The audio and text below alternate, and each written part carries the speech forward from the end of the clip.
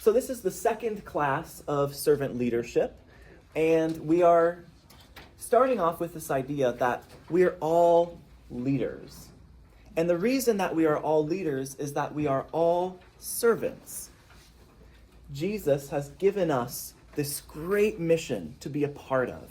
God is redeeming the world. God's kingdom is coming. Things that are broken and hurt and distant from God are being healed and restored and brought back into relationship with God.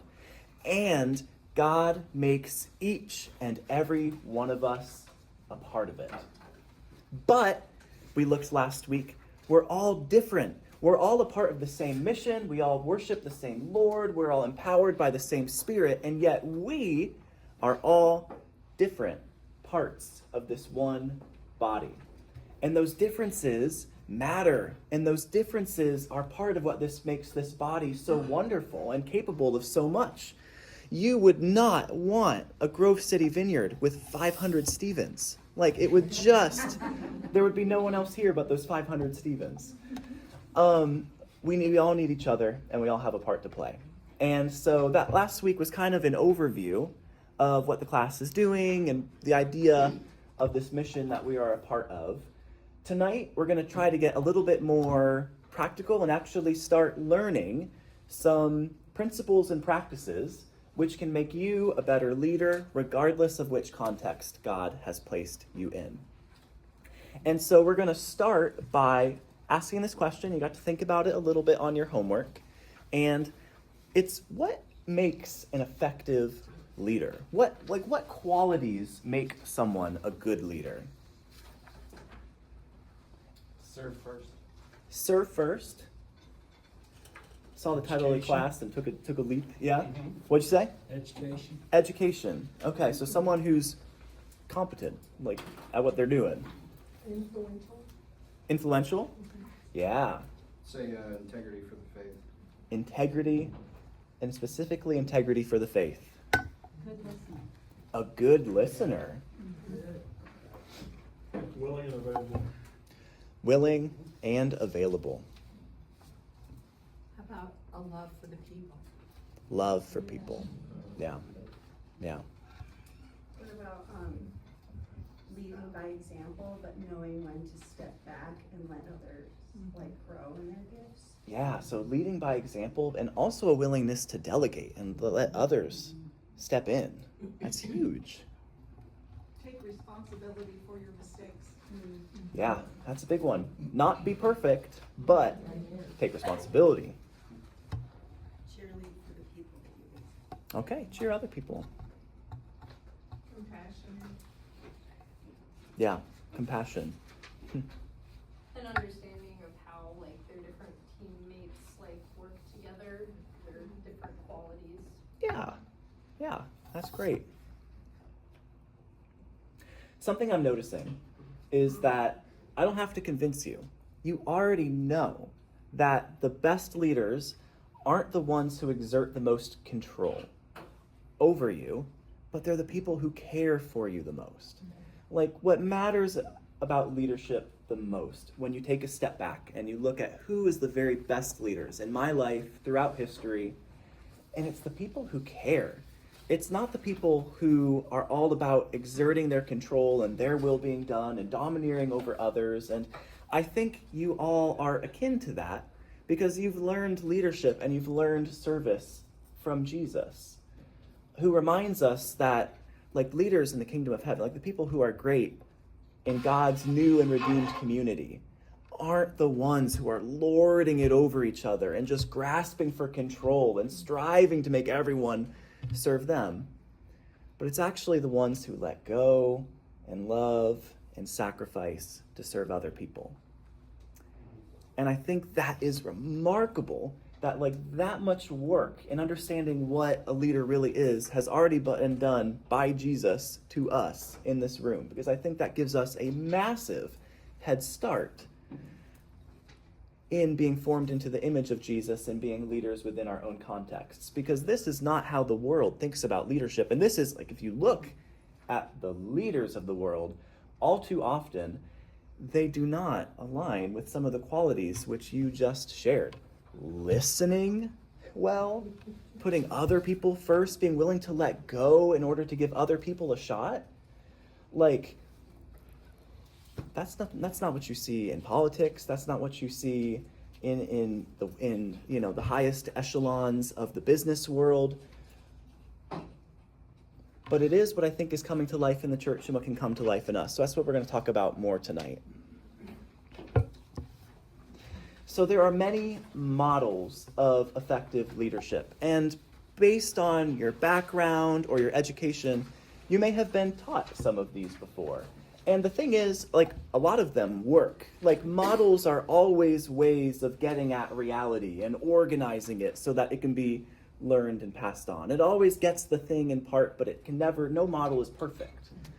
And so what I want to share with you tonight in the next couple classes is a model of leadership that I think will work really well for us at Grove City Vineyard and for us as followers of Jesus, because it sets itself apart from a lot of the ways that the world practices leadership, in that it's about service first. And so servant leadership, the name of this class, isn't just a nod to Jesus demonstrating, hey, look, no one could be higher than me. I am king, and yet I'm kneeling down and I'm washing your feet, right? I imagine that's what a lot of us think about first when we think of servant leadership. But what I discovered is that this is actually a recognized model for leadership, even in the secular workplace. And the reason why is because it works. And we shouldn't be surprised that what Jesus shows us and what the example that Jesus gives us actually has the power to transform people and to transform organizations and to transform teams and to make the very best kinds of leaders. That's our little secret as Christians, is like Jesus really had things figured out. And so we're going to learn this model of servant leadership, looking to Jesus as our ultimate example, but hopefully giving you tools to be able to apply it to church, to your home, to your neighborhood, to your recreational organizations that you guys are leading. You name it. You name it. So the first thing I want to ask is, what is a servant leader? And if you guys are sorting through your mess of papers, there is an outline called Outline 2, Becoming a Servant Leader. And this is the first point on the outline for today. What is a servant leader? And to keep you from scribbling too frantically, I have the definition there for you written down already. And it says, a servant leader is serving the whole person in such a way that they move toward becoming the very best version of themselves. Servant leadership is serving the whole person in such a way that they move toward becoming the very best version of themselves. And I pulled that definition from a book called, I have it there, The Leader Paradox, actually written by a member of our church, Jeremy Graves, who is the husband of Stephanie Graves, who you all know as the worship assistant on Sunday mornings. And so, yeah, that's pretty cool. I would recommend that book. I have it written down for a purpose. You'll notice whenever pastors quote stuff, if you don't see the person or the thing, that's because we don't want you to go looking it up. This one I have because this would be a great resource for you to go and check out. I want to break it down a little bit for you. So the first word you'll notice that we have to talk about is serving. What sets a servant leader apart is that the driving desire of this person is to serve. It's not actually to lead. And it's certainly not to accrue power or to exert influence or to amass any kind of accolades or list of accomplishments for oneself. It's not the bottom line. It's not results. It is simply to serve others. There are people who that is their driving goal. That is what motivates them. That's why they engage with the problems in our world. That's why they got into the business or the organization they're in. It's to serve. And I think that's the example that Jesus gave us, because he said, look, even the Son of Man didn't come to be served, but to serve. Jesus doesn't tell us that often why he came, but this is one of those clear moments where he says, hey, I came to serve. Jesus came to serve. And so we can become people who we live to serve. And that's what sets a servant leader apart. And this actually can be a quality that some people have naturally, but it's also something that we can develop and grow. Like we can purposefully say, like, I am going to deliberately orient my life and my way of relating to other people around serving them. Like, I'm going to make predetermined, purposeful decisions to put other people before myself.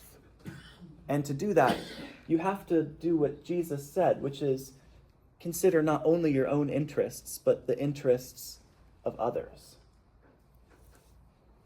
And so that's like the most practical advice in the world, because you can say, I really want my voice to be heard at Bible study. I want people to listen when I feel like I have something to share. And so it's important for me to listen when other people are sharing. You say, I want other people to have the opportunity to shoot their shot and to get a chance to take the risk. And so I have to be willing to let go of my leadership or my opportunity and share with someone else. Like, it is the most simple way of approaching things. Just think about what you would like, and then think about how you can give that away to other people. And that's the kind of person who is a servant leader, who works not for their own benefit, but for the benefit of other people. But something which I want to make clear is that when I'm talking about serving, I'm not primarily talking about serving, if this is the workplace, serving like a customer or serving a client. Or if this is ministry, I'm not even talking about serving like our neighbors in outreaches or the beneficiaries of what we do.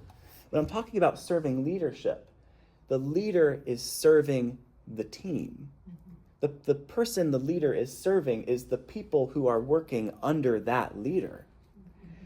And so, just to like give you an example, when we are going out to the community for like a Jericho's outreach and we're feeding the homeless, I am thinking about how are we loving and serving the people who are receiving these meals. But it's equally important to remember, like, how are we supporting and giving the best experience and the best opportunity to the people from our church who've given their Friday night to come and do this, who've taken a risk, who are doing something scary, who are stepping outside of their comfort zone, who are giving their money or giving their energy. Like, how can we bless them? And that's the kind of two tracks that the servant leader always has to be running in their mind. How do I serve the people out and the people within the team who are working under me? And so I don't want to belabor this point, but it is like the most crucial, like foundational part of what it means to be a servant leader, which is the people that you are leading, your primary responsibility is to serve them. And this can be extremely tangible, like not seeing it as below you to be the one to clean up after the home group, or to see something lying in the hallways of the church and bending down and picking it up, right? It can be super tangible, menial kinds of things, but it can also be more intangible, like giving someone a voice, giving someone an opportunity, giving someone dignity, or the chance to grow. Those are other ways that we serve people who are a part of our teams. Any questions or comments on that point before we move to the next one? All right, we're going to keep rolling. The second I want to draw your attention to is that we are serving the whole person. This should be no secret, but the you that comes to church, or the you that is sitting in this room tonight, is the same you that was at work earlier today. It was the same you that was parenting your kids or caring for your aging parents, or you name it, earlier today. The you that is sitting in this room is also the same you who grew up with the parents you had, who grew up in the neighborhood you are from, who grew up in the culture that you are a part of. The you who is sitting in this class is the same you who bears the struggles that you carry outside of this room. And it's the same you. There's no compartmentalizing who we are, or at least we shouldn't try. Like, the servant leader understands that when we are leading people, we are leading people with complex and often challenging lives, with real feelings and emotions and hopes and fears and aspirations. And the leader appreciates those things because that's what makes them unique. That's what gives them something to contribute to the ministry or to the team. And we all know that often it's actually our struggles and like the hard parts of our lives that have the biggest impact on who we are, and God redeems so that we have the best thing to offer. You can do it all the time. If you find a helping profession like social work or mental health and you learn the story of the person serving, so often they've been touched by the very challenge that they are now out in the community trying to heal. And that's because we're whole people, and the good stuff and the bad stuff come together to make us who we are. And the servant leader recognizes that and values the entire person who is on the team. You are a gift to the church. I've said it before, and I just want to say it again. You are a gift to the church. Not the time that you give, not the money you donate. You as a person are the gift. And so the servant leader helps the people under them to recognize that, because a lot of people don't know that they have more to offer than what they can produce. They have more to offer than the tasks they complete. Like, the person matters, and that's something we learn straight from God. Like, that's something else that doesn't make sense in the world, but only makes sense when you're looking at people through the lens of Jesus Christ, who puts the price tag on us that's so great, that said, look, if it was just you and no one else in this room or in the world who needed redeemed and saving, I still would have come for you. Right? I'm the one who leaves the 99 to go after the one. And so we worship a God and we learn leadership from a Lord who values people and values the whole person. And we all know, because we've all been in roles where we can tell the leader doesn't really care about us. Right? They don't remember our name when we share things about our family. There's no way they're going to remember that next week. They don't really listen to your struggles or take the time to really get to know you. And that's what we have the chance to redeem. That's what we have the chance to do differently as people who learn leadership from Jesus, who are empowered by the Spirit. Because really, there's nothing more valuable than the person. Like, not the task, not the ministry, not the bottom line. That all doesn't matter at the end of the day. What matters is the person you are beside doing the task with. And the last part of this definition that I want to mention is that we're helping the whole person become their best selves. So just to say that we are unique and special people doesn't mean that we're always great. We mess up a lot, and we all have ways to grow and become more like Jesus. And the leader recognizes that and says, I'm going to start wherever you are. I don't care where you are. I care the direction that you're going. And I want to help move you in a direction that is toward your best self, towards the flourishing life that God has for you, towards like the maximum capacity to fulfill all that God has given for you to do.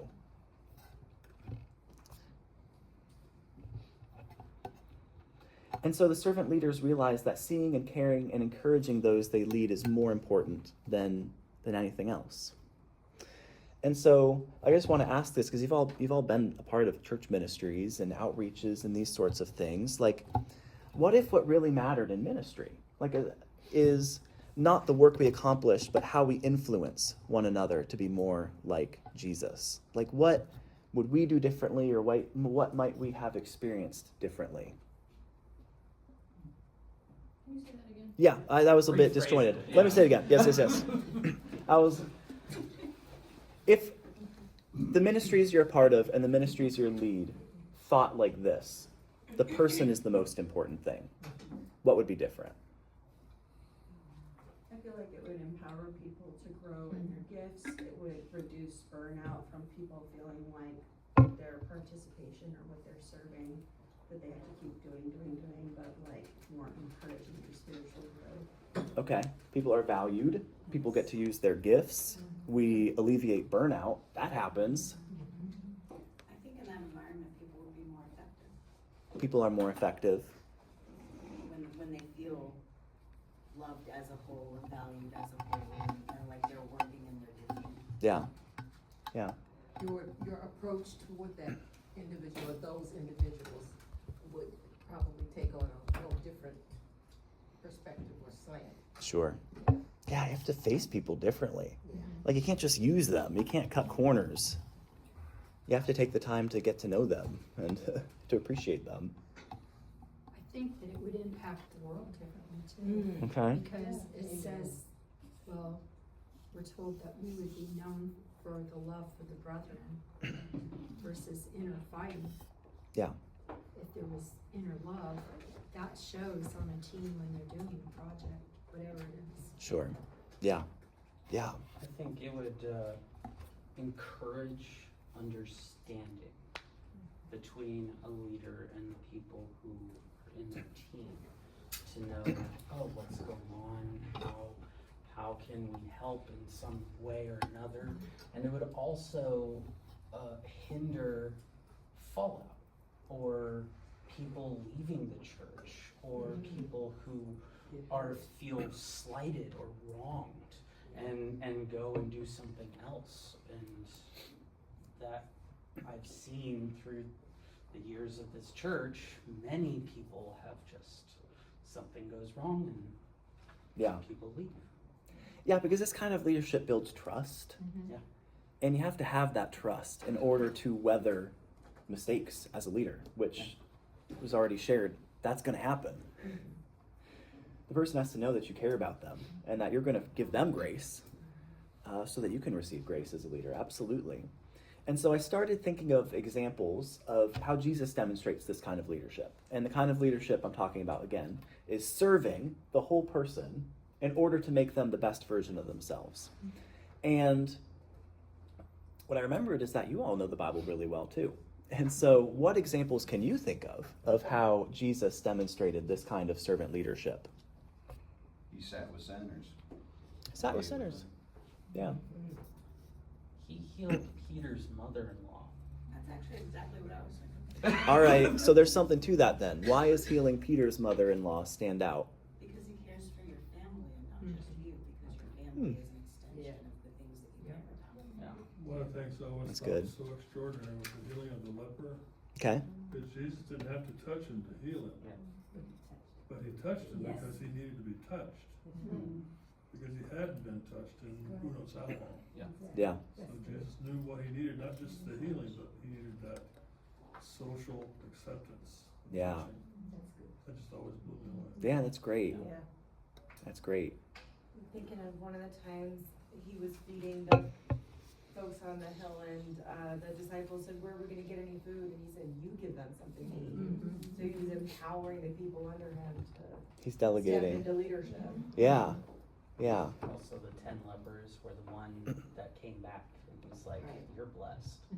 Mm-hmm. You have done, you will do amazing. Like that was just amazing and heartfelt. He's like, you are blessed. You came back and thanked me. Yeah. Whereas the other 9, they just went off and cleansed and then went about their life. Sure. How he restored Peter. Yeah. Yeah. That's right. He didn't leave him in the dirt. Yeah. Yeah. Because he saw the one And he knew his heart. who was really able to go on and lead the church when he was gone. That's right. And it was through Peter's breaking that he became the best version of himself. Yeah. That brought back in. Yes. Yeah. I'm sure we could do this all night. Yeah. And I'm glad I asked because I feel learned. I didn't think of these things. The one I just wanted to point out is the Philippians 2, where it talks about how Jesus was in very nature God, but didn't grasp onto that power. Right. Instead, he let it go, becoming a human, becoming a servant, becoming obedient to death. Yeah. And that sets the distance of how low someone might go in order to serve, right?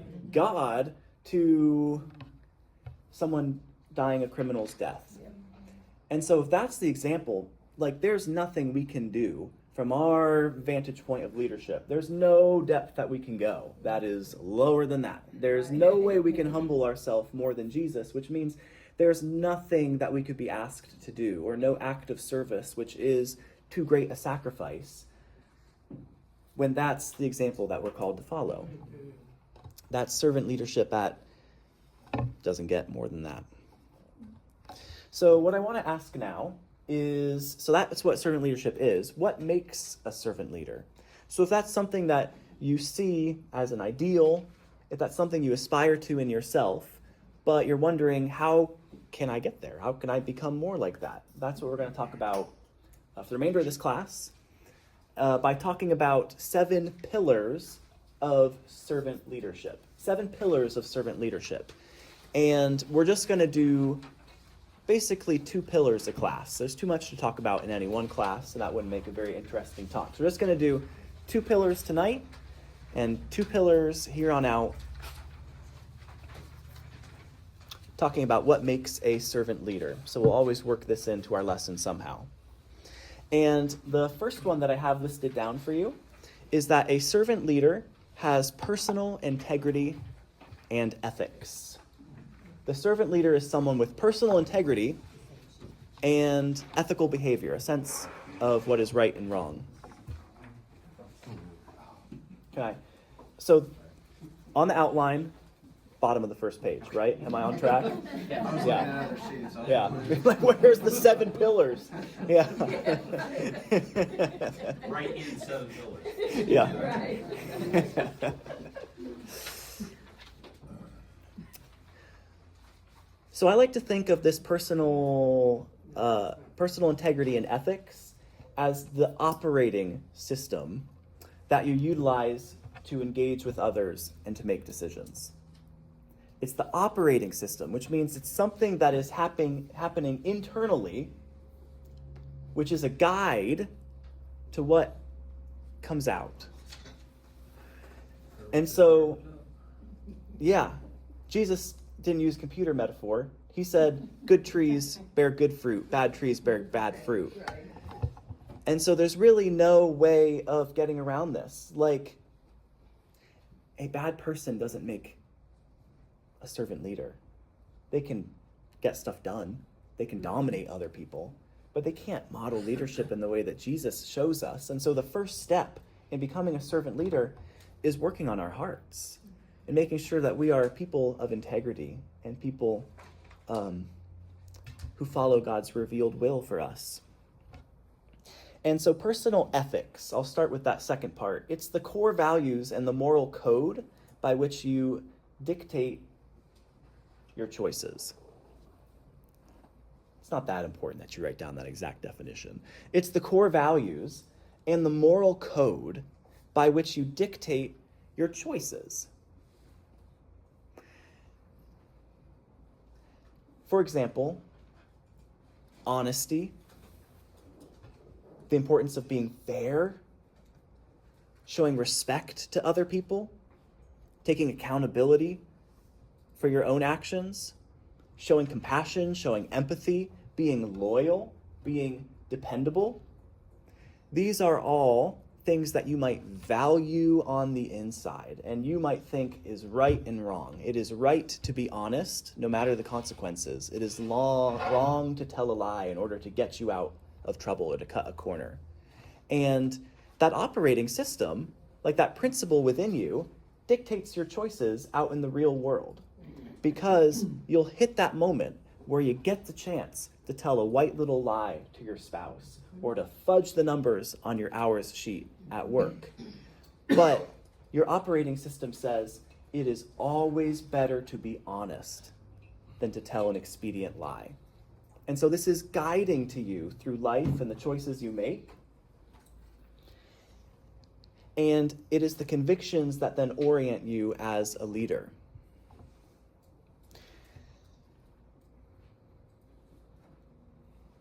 And so as a leader, your ethical code, these moral values that you hold, they really shape how you treat other people.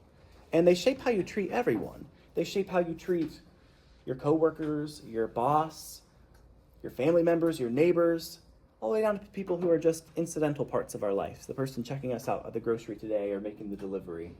These codes should drive how we live our lives in every respect. And we don't always live up to them. That's the tricky thing about being a person that the Bible reminds us, is that so many times we know what's right and we know what we should do, and we still don't live up to that. And that's another issue entirely.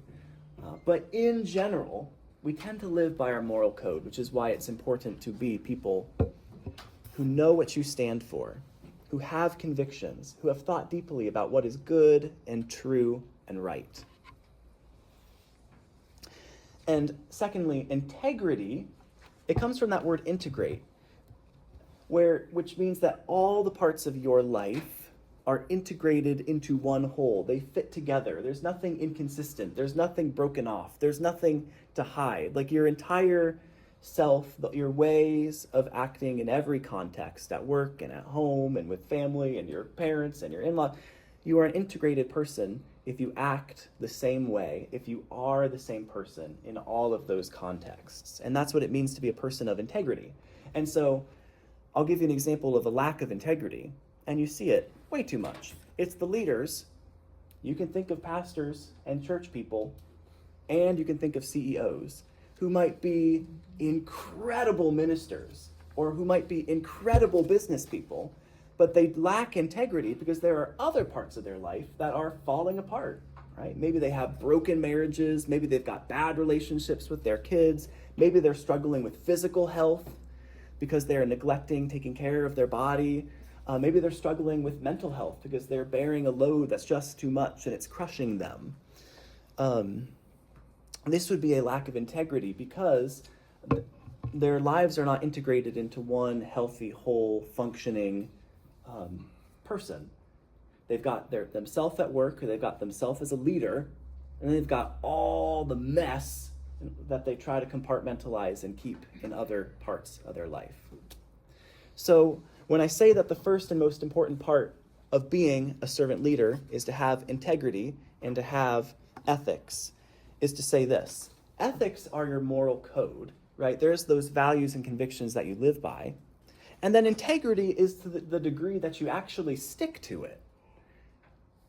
So ethics are your moral code, and integrity is the degree to which you actually live that out in every area of your life. Fruits of the Spirit. Yeah, the fruits of the Spirit. Say more.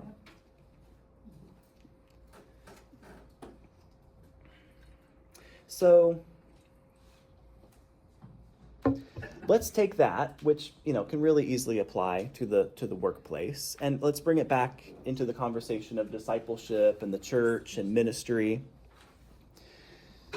We all need to ask ourselves, and you don't need to answer this now, but ask yourself, where do you get your moral code?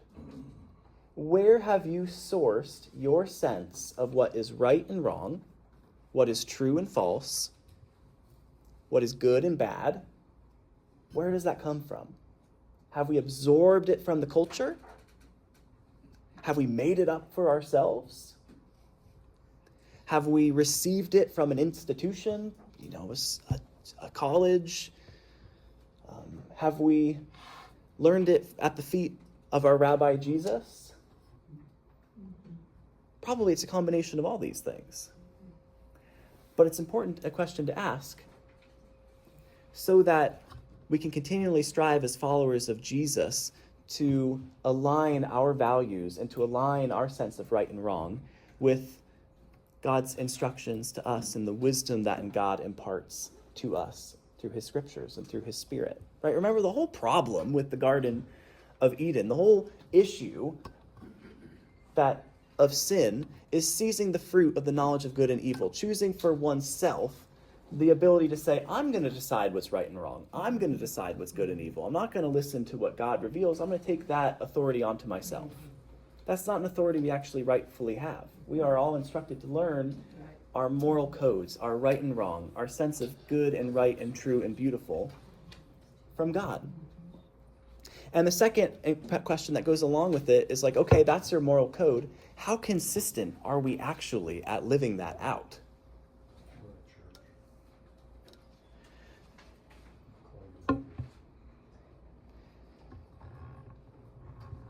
How consistent are you in following your moral code?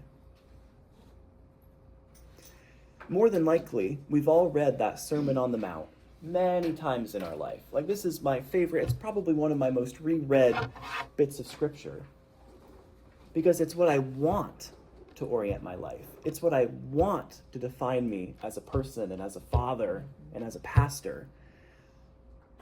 But oh, how much I fall short, and oh, how far I have to go. And so these are two questions we hold together. Where are we getting our sense of right and wrong? And how good are we? How are we growing into the people who increasingly, naturally, do what is right and good and true? And so this is a question I pose to you as folks who, like me, are striving to become servant leaders. And I actually have, a resource for you that I'll include in our assignment today to help you get at that. So I'll just introduce it now. You don't have to turn to your assignment. I'll say more about it. But we're all becoming someone, like we're all being formed more closely or more distantly into the image of Jesus, right? No one stays the same. There's too much push and pull, too many forces, too many influences in the world to stay in one spot. We're all moving to be more like Jesus, and we're all moving to be less like Jesus. And so what I've given you is a spiritual health reflection inventory. I don't remember what it's called. It's online. It's free. I'm going to ask you to do it over the next 2 weeks to prepare for next class, because it's going to help you think a little bit more about what areas in my life am I becoming more like Jesus, and what areas in my life might there be more growth to be had. No shame in having more, needing to grow more. Like, that's everyone. You want to know the parts of yourself that need growth, and you want to know the parts of yourself that might be deformed instead of being formed into the image of Jesus. And so this is what that resource is for. It's to help give you a spectacle, give you a clue into your spiritual health, and to also give you some practical ideas for what you might be able to do in areas of struggle. I've said a lot. Any questions, any comments, any personal experiences about leaders who are persons of integrity and people who have a moral code that they really live out and stick to?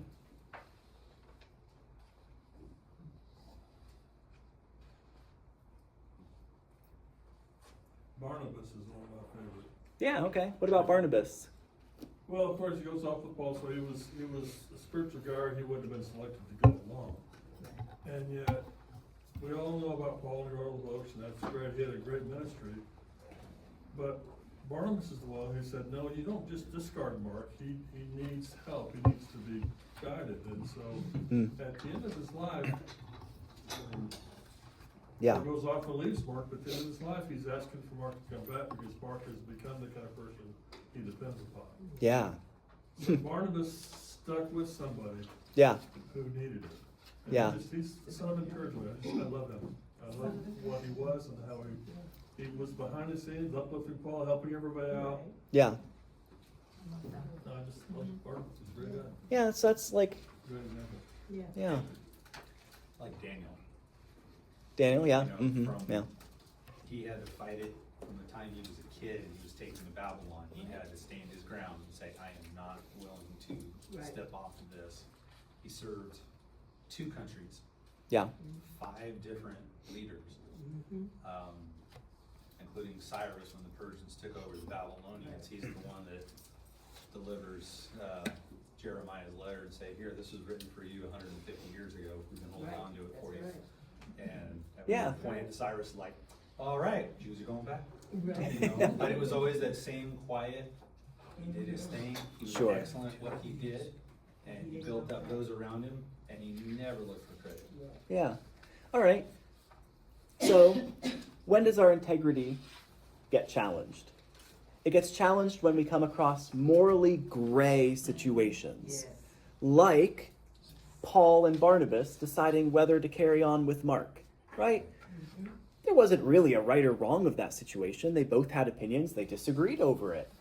Barnabas stuck to his integrity, stuck to who he was as a person of encouragement, and says, even if it might slow us down, even if this kid might get us into some trouble, I see what he can become. Let's bring him along, right? And so that's a morally gray moment where his morals come into play. The other situations where our integrity gets tested is times when doing the right thing is costly. And there's really no better story for that than Daniel, right? It's Shadrach, Meshach, and Abednego. yeah, they go in, same conversation. You get tossed in the furnace, that's pretty big, right? Furnace, lion's den, Yeah, there you go. Yeah. We get do the right thing or risk your promotion, or do the right thing and maybe just feel a little bit embarrassed. They had do the right thing or be thrown into a fiery furnace. Do the right thing or be cast into a pit with hungry lions. But that's when our ethics, that's when our integrity is tested, is when it costs us something. Absolutely. The other thing which strikes me is that Jesus was someone who, he didn't get riled up about much, but he really struggled with hypocrisy.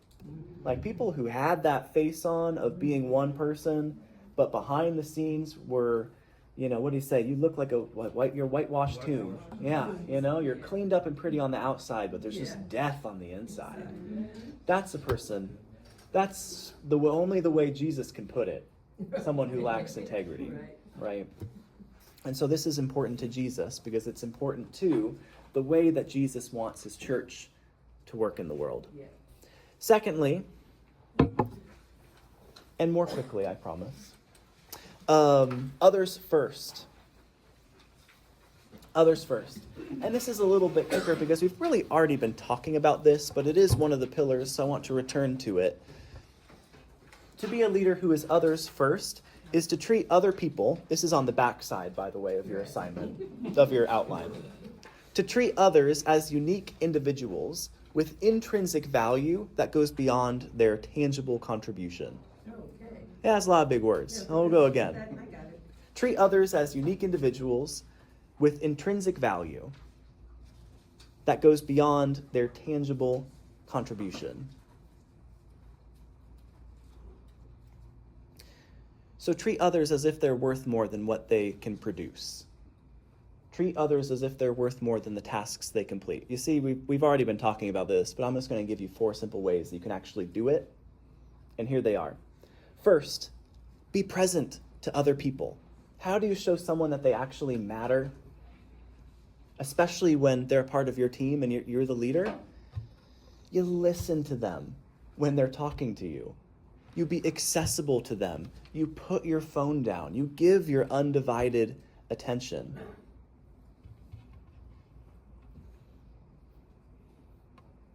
And when you are with them and when you are listening to them, you actively think of ways that you can put them first. Like, what are they sharing with you? What are their struggles? And what can you do to just give them a little bit of love? Be present. Be present to people. Second, believe in others' ability. As a leader, in order to let go and delegate what you're doing, you have to believe that other people can do it. Good leaders don't think that they're the only one who can get the job done right. Good leaders are willing to invest in other people, to take a risk and to let them take a risk. One way is to let people earn trust, but you can also just give trust and see how they spend it, right? Give someone the opportunity. Give them the shot. Let them teach at the home group. Let them be the one to pray at the outreach. And just see how it goes. Give them the trust. Give them the shot. Trust that other people are gifted and called and empowered by God to do things like you, or maybe even better than you. And if you are the leader, if you are the person with more experience, you can give feedback and then you can encourage and you can build that person up because you believe in them. Third, build community, meaning create a context where everyone feels like they can be their authentic, valued self. If you are the leader of a group, strive to make it a place where people know they matter, to know that their accomplishments are celebrated. If they do something good, take a moment to say, great job, that was incredible. I'm really proud of you. And strive to make it a place where you're protecting everyone's opportunity to be heard and to have a genuine impact on what the group does, right? Don't tuck people in the corners. Don't marginalize people. Make sure everyone has an opportunity to have the platform, to bear influence, to have their voice be heard. Because we all matter. And people have angles, people have ideas, people have experiences that they can bring to the ministry and they can bring to the table that we just don't have. And we need each other. So build a community where everyone is valued and everyone is respected. Treat them with that intense kind of seriousness and that intense kind of love that with which God treats us, right? God reminds us that we are all people who are going to exist forever, right? C.S. Lewis says it really well once when he says, arts and cultures and nations, these things are all going to go away. And the person you are sitting next to tonight will still be here. We are all eternal people, we're everlasting people, right? And we are all moving either towards the glory of God and the image of Christ, or we are moving towards terrors and darkness that you'd be afraid to even look at.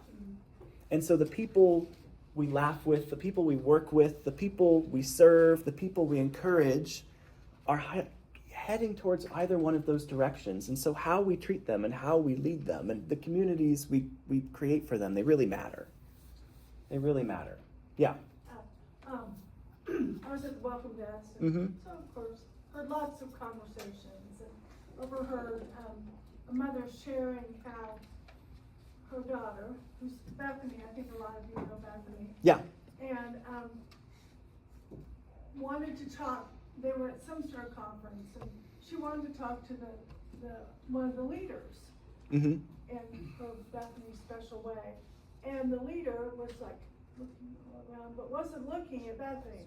Okay. And she said, that would never happen at our church. Said, I don't know how many times Bethany's gone up to Christian, and Christian just looks right at her, listens to her, takes in what she has to say, makes her feel important. And that's what a leader does. Yeah.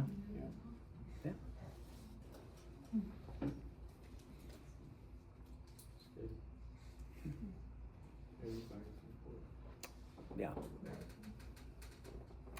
And the last thing is that a leader is someone who's open-handed, willing to let go, right? Not grasping for oneself, but following Jesus' example and even taking the comfort and the power and the prerogatives of God, Jesus, let it go. And so we can let go of that title. We can let go of that time off. We can let go of that luxury. We can let go of the power and authority we have and share it with other people. And that's an important part of being a servant leader.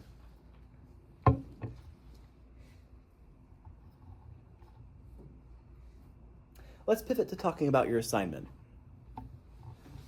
Not to jerk you too hard out of a very beautiful, Jesus loves us all moment. All right, here's your homework. Right.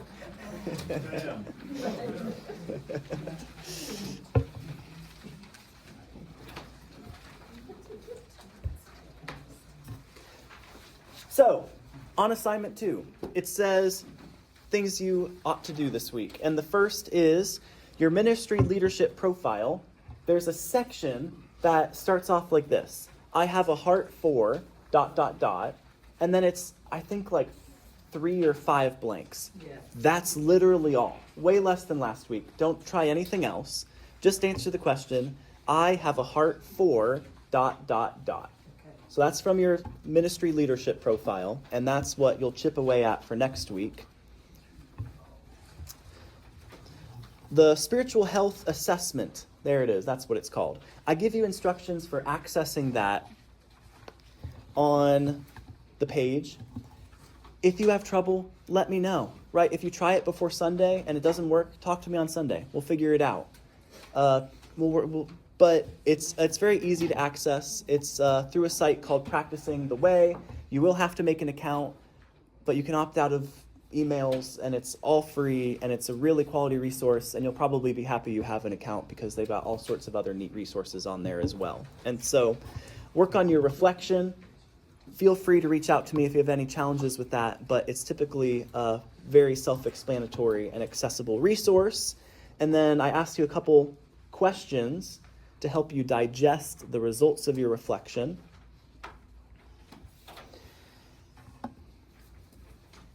And then in order to think about what it is that you do have a heart for, my reflection questions this week are kind of getting you to think about what causes, what needs, what places where people are hurting really strike a chord with you. Because that can be one of the pointers we talked about last week towards what God's calling is for your life. Because there's, of all the needs in the world, some strike you more than others. And realizing what those are important, because that might be where God is sending you. And so answer the reflection questions, and I also have some charts, what are they, surveys, I don't know, to fill out, where you just mark the ones that strike a chord with you the most. The people I'd like to serve most are, and you can mark as many as you want, or as few as you want. And the issues or causes I feel most strongly about are, and you can mark as many of those as resonate with you. Does that make sense? Is that cool? All right. We have one last very important thing for me to introduce to you tonight, and that is the group project. So you have in your pile of papers a description of your group project. I'll give you a second to turn to it now.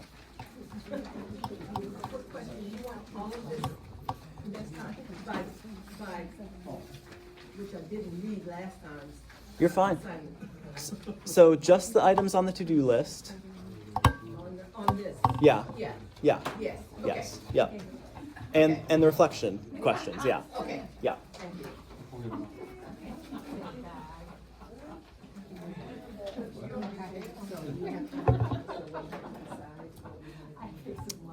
Let me explain this to you now. You ready? Yeah. You're going to want to know this. So, each of you will be responsible for playing a part in a group outreach project. You will complete this group outreach projects with the tables at which you are currently seated. And so, next week, you're going to want to sit with the people you are sitting with now, because you're going to be working on a project together. Can I move? Hey, I'm seeing if I need to. Last time, that's your problem. Seeing if I need to. We've got 3 people there and 5 people over there. So if someone were to move, John is Chris or Lindsay, maybe you would consider. Lindsay's going. Wow.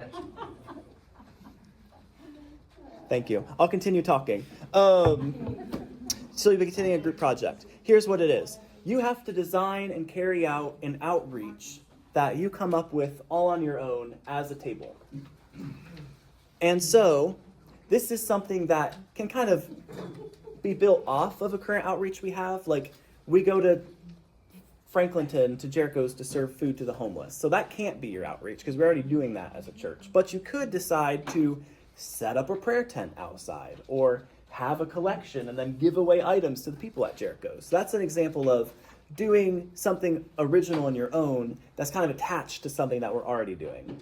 Like, we go to the trailer park every month. We know these people. These people know us. It's a safe place to be.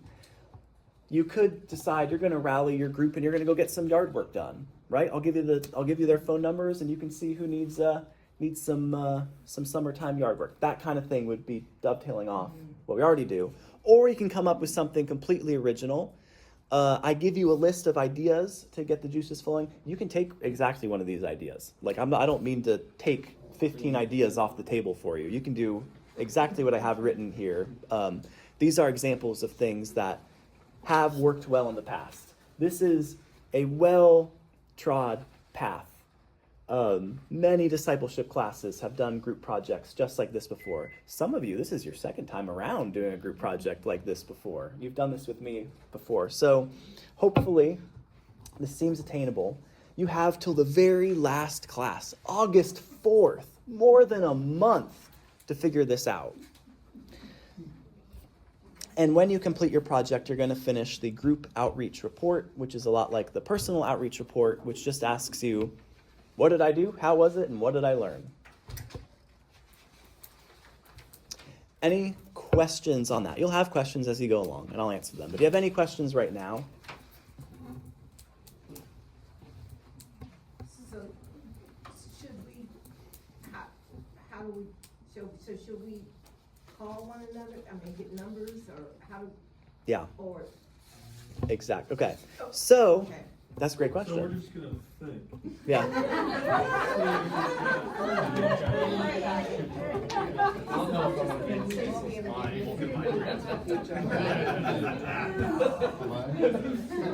I'm going to give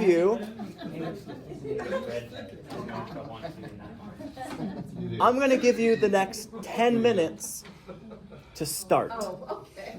Oh, Exchange contact information, okay. get each other's names, figure out whether y'all email or text the best, and just begin throwing out some ideas of what you might do.